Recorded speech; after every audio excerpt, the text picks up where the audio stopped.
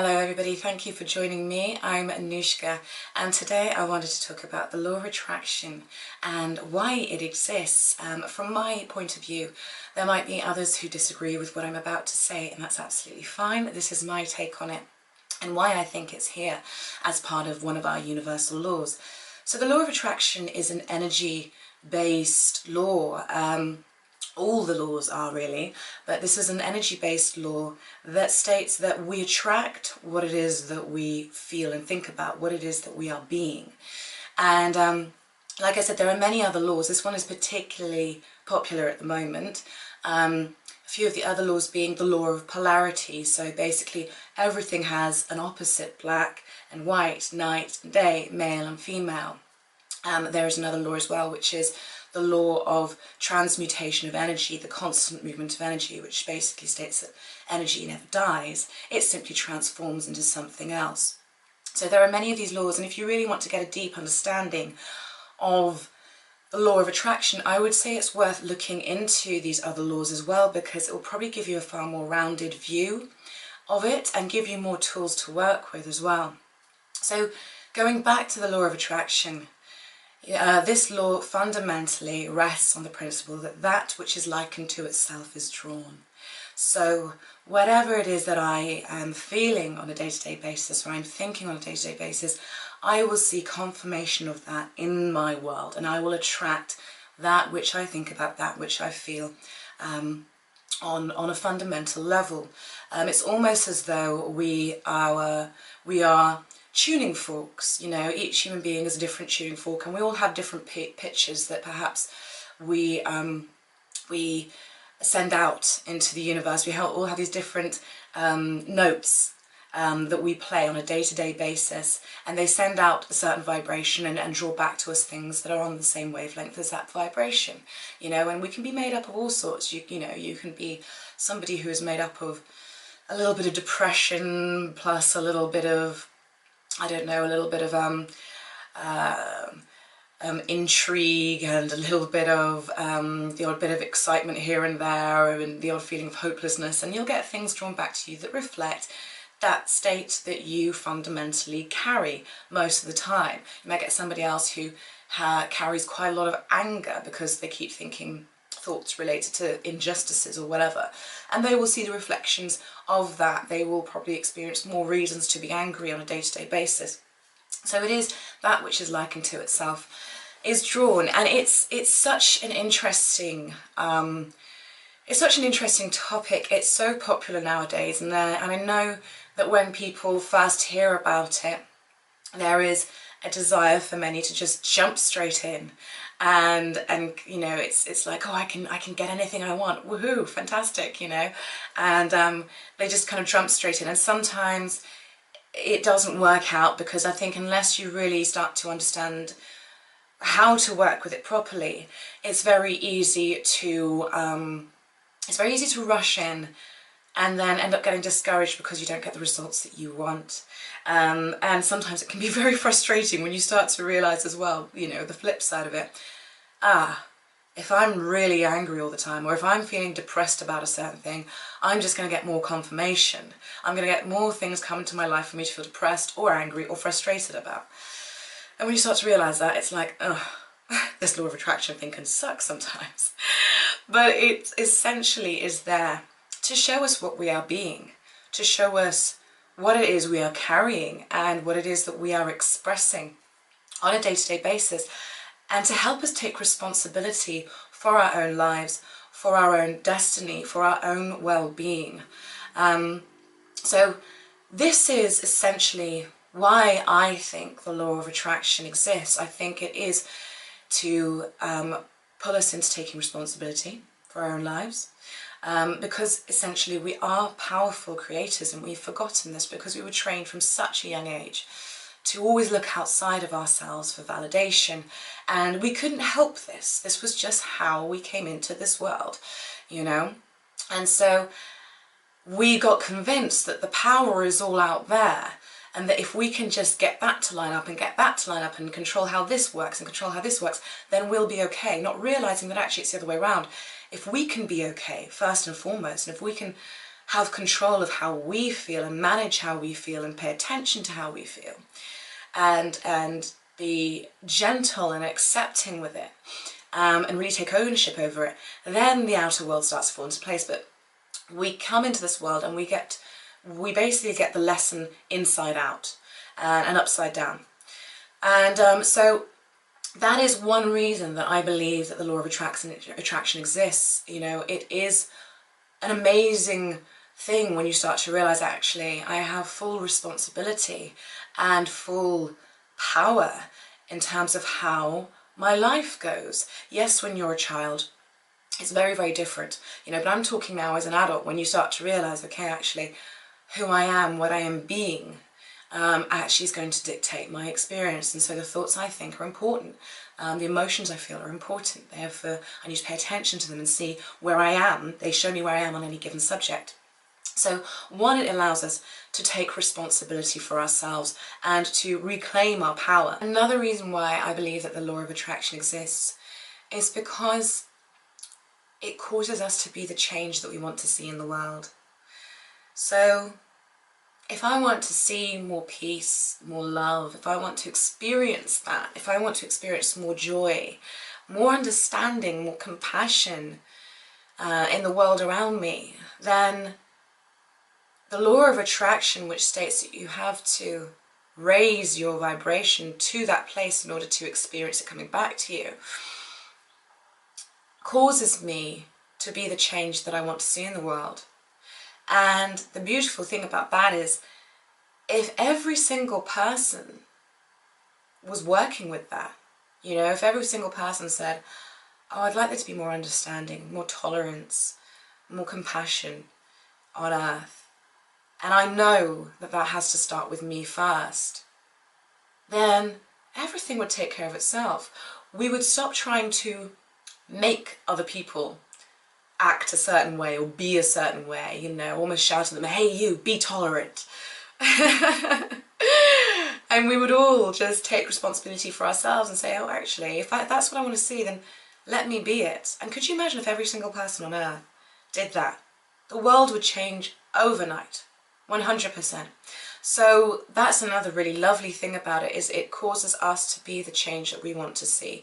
It's going back to that thing of taking responsibility for ourselves, for the state of our lives. And by taking responsibility for ourselves and for our lives and for our own emotional well-being, what we don't actually realize is we ultimately add to a better world. If I'm not placing my unhappiness on your shoulders, and if I'm not saying, oh, well, it's your fault, it's because you did this, or it's because that happened, or it's because the world is like this that I'm not happy. Because all I'm doing then is I'm just reacting, and I'm just being a victim of my circumstances, and I'm also essentially just bringing more of that thing which I don't like into the world. I'm saying, well, that's not good, I don't like the way that went, so I'm not going to be happy, thereby compounding the problem. So if instead we say, I'm going to be self-focused and self-centered to a certain extent, and realizing that my world does revolve around me, and I'm going to take care of how I feel and take responsibility for how I feel and not place it upon anyone else, we actually let other people off the hook. And by doing so, we create more tolerance, we create more ease, we create more well-being for others, we create more peace for others by taking care of ourselves first and foremost. That's the irony of it, where so many of us were taught not to be selfish. It's a bad thing to be selfish. There's two types of selfish, however. There's a type of selfish which is, I care about how I feel and I take responsibility for how I feel, which in actual fact is what I would call the positive selfish, because you are taking responsibility and you're not placing it upon the world around you. And then there's the other kind of selfish, which is, I'm going to get what I want out of the world around me, how I want to get it, in order to make myself feel better, regardless of what happens to anyone else. That's the one really where, you know, we don't want to be coming from. I feel crap, so therefore I'm going to do what I need to those around me, to the world around me, in order to fill this void. So it's two very different kinds of selfish. So you can see how different they are. But yes, like I said, you know, the aforementioned selfishness actually causes us to be that very thing that we want to see more of in the world, that very thing that we want to experience. It causes us to become it. And if every single person was working with that, the world would it would literally change overnight. So that's another reason why I think the law of attraction is there, and we are ready. We're really, I mean, we're in a new age as it is, and we are ready to step into and really embrace the age of man, where man comes into his own, man and woman come into their own, and by coming into their own, they transform the world around them. And it's almost as though the more inward focus we get, the better our outer experience becomes, you know. So that's another reason why I think that that's there.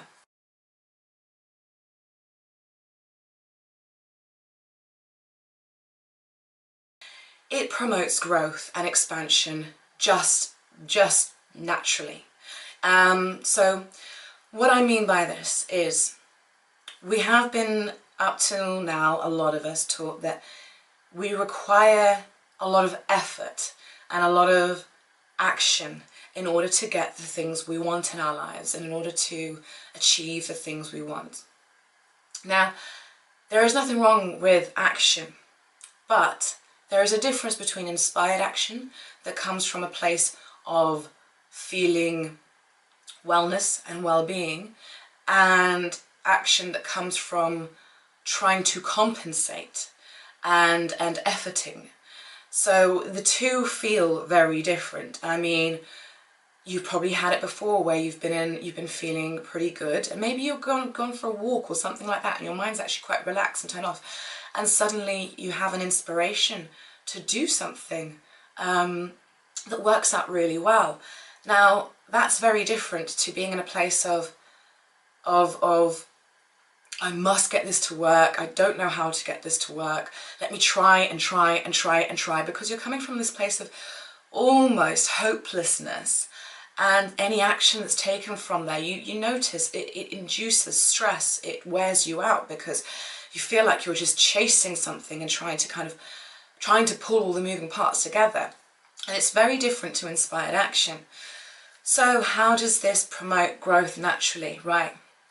So if we understand that we attract what we are being, then the world starts to look very different to us, and how we interact with it starts to look very different. So let's say that I have never felt particularly successful, and I want to know what it is to be successful. I would like the trappings of success. I would like all the money that goes with it, all the esteem and the respect and the glory and all of that goes with it. But I've never felt successful before.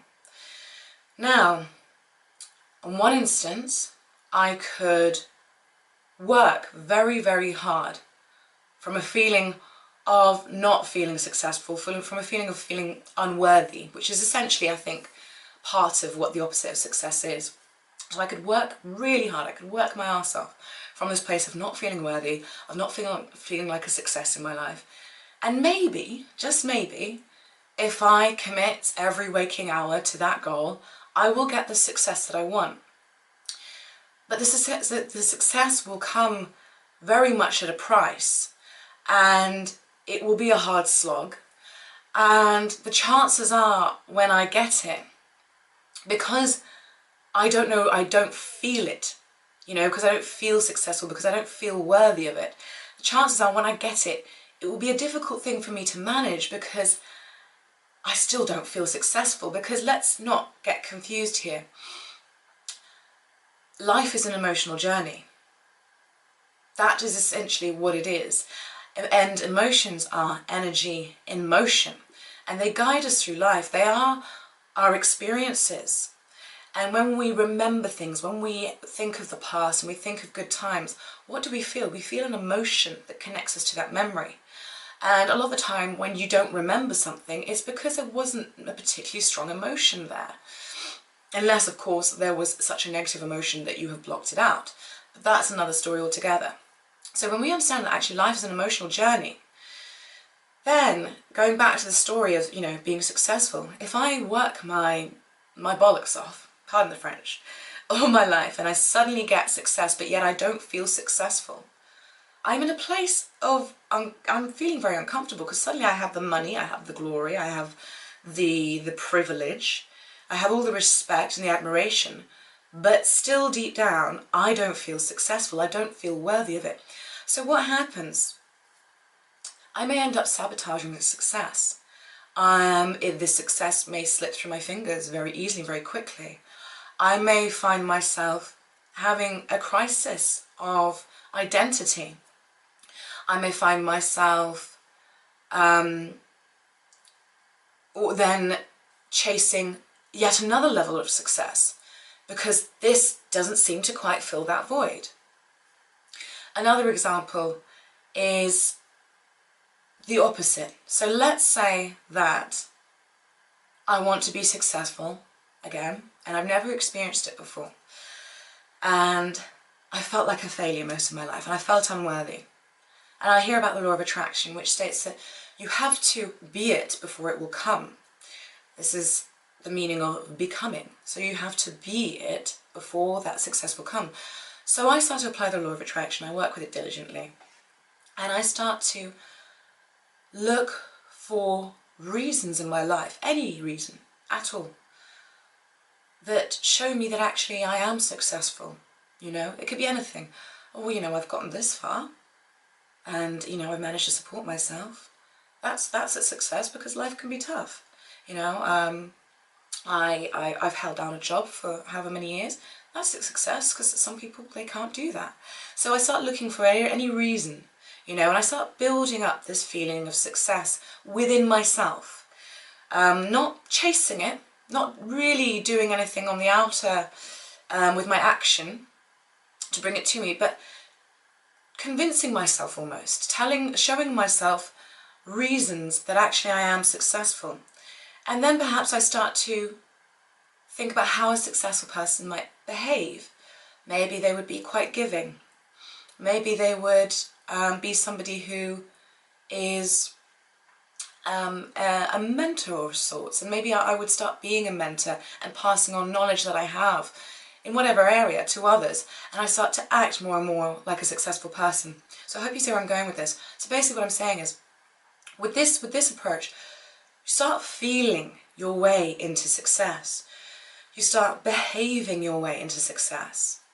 And then you raise your energetic vibration, your emotional state, to a point where actually your viewpoint changes, and you start to look at your life and you go, actually, I'm not a failure at all, and I am a success. And life can be full of so much contrast, and it can be such a bumpy ride, and I've gotten this far, and I've done really well. So what was I thinking when I thought I was a failure? And so you, instead of taking this outer journey, you actually take an inner, emotional journey. And then all of a sudden what you find is, as you start to feel more successful, signs of success get drawn to you. And what are signs of success? Signs of success are things like money, are things like respect from others, are things like titles. So all the signs of success start to get drawn to you, because suddenly you are feeling and you are embodying success. That which is likened to itself is drawn. So you've worked from the inside out, and the other example is working from the outside in.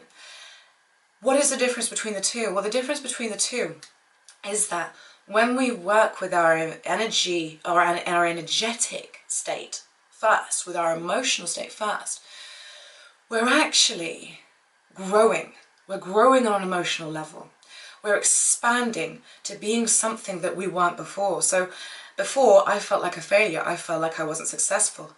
And by applying the law of attraction, by working with myself, by showing myself that actually I am worthy and that I am a success regardless, I've actually taken myself from being one person to growing and being another who's expanded and who sees themselves in a far nicer, clearer, kinder and loving light.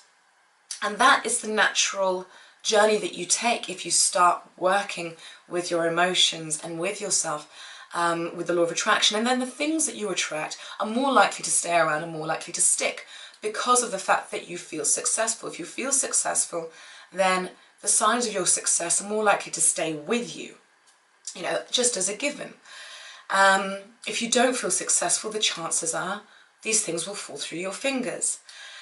But it's not about the stuff, you see. And it's very hard, I think, sometimes for us to get our heads around it because we are so materially focused, and there's nothing wrong with wanting things. There's nothing wrong with wanting to experience certain circumstances. That is really part of our journey. But if we can take the emphasis off just a little bit, if we can take the emphasis off of the things, the titles, the circumstances, and we can put the emphasis on how I feel about myself, on our emotional journey, then what we find is that, one, we give ourselves a far easier time, and two, those things come just by virtue of the journey that we're taking on an emotional level. So this is why I think the law of attraction exists. You know, the universe is very wise, it's very, very clever, and ultimately we knew, and Source knows, you know, when we came to this planet, we would become materially focused. We would become outward focused. We would want things. We would desire experiences. We would desire certain connections with certain people. That was just going to be the nature of it. And so it's a great way, it's a great motivator to get us to grow on a soul level. And the motivation is, oh, you want that? You want to experience this? You'd like to have that? Okay, well first, show yourself that you're already worthy of it. First, show yourself that you already have it, and then it will come.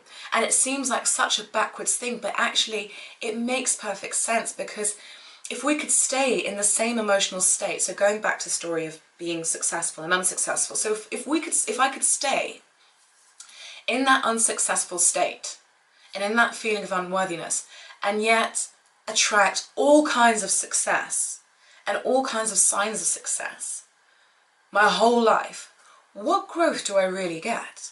Yes, I get to experience what it's like maybe to have a lot of money. I get to experience people looking up to me. I get to experience, you know, people thinking I'm important. But if I haven't actually shifted as a person, as a soul, if I haven't shifted to that state of feeling successful, feeling worthy, then really, how have I grown? How have I expanded? I haven't. So it's a great motivator for expansion. And that is essentially why I think it is there, and why it is something that has really come to light so much now.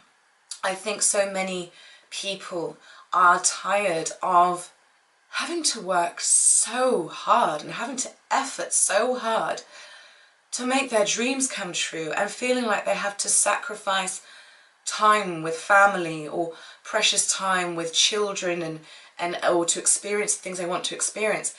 At some point people start going, hang on a minute, I'm sure life isn't meant to be this hard. There's got to be another way. And so hence the law of attraction has now come into its own, and we're all kind of, you know, really delving into it.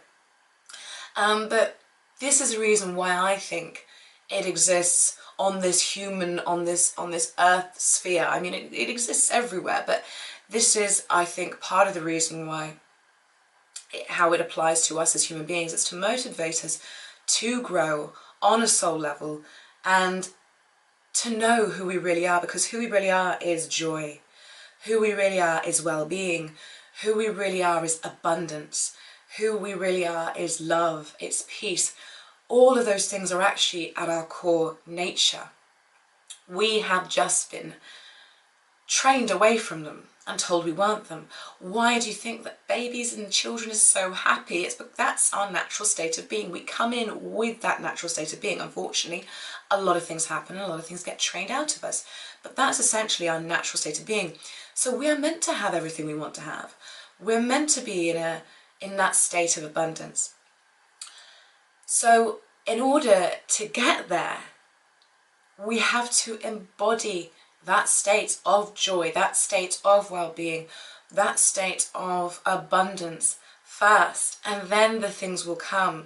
It's ultimately about faith. It is a test of faith, I suppose. You know, how much are you able to trust that you don't have to effort out there, and that all you really have to do is care about how you feel, the thoughts you're thinking, and how you're treating yourself on a day-to-day basis. When you realize that, you start to realize that the universe sees you as such a precious thing, because with this law of attraction and the other laws in play, they all point to the fact that the universe is saying, you are so special, you are so loved, that if only you will see it, if only you will know your wellness, your perfection, your worthiness, your deservedness, if only you will know it, then everything you want can be yours. So in my mind, it's almost like they're almost laws of just unconditional love. You know, it's almost like the universe, sources say, I love you unconditionally, if only you will start to love unconditionally, and you will start to appreciate yourself unconditionally. If you do, you'll start to see yourself the way I do, and all of a sudden everything you want can be yours. So that is why, to my mind, the law of attraction exists. I will be doing some more videos on the law of attraction. It's something I've been working with for a while. And I find it so fascinating because it really shows you where you are on any given subject. All you have to do is look around at the state of your life, and that will tell you exactly what you're doing on an emotional level, on a mental level, when it comes to those different areas. And it causes us to take, you know, quite a bit of responsibility. But the nice thing about it is I think there's some humour in it when you start to realise, crap, you know, I've been thinking some really shitty thoughts around whatever it might be, success. I'm thinking some really shitty thoughts around relationships, you know, oops, you know, when you start to kind of go, right, time to kind of take responsibility for this and see what's going on there. So I hope that video made some sense, and it is my perspective, and that's just one perspective, you know. But I thought it was worth sharing, and I would love to hear from you guys. Please feel free to comment and subscribe. I love hearing from you. I have a Facebook page now. It's relatively new, but follow me on Facebook, Instagram, whatever, and I'll be back with more videos. Thank you so much for listening, guys. Take care of yourselves. Bye-bye.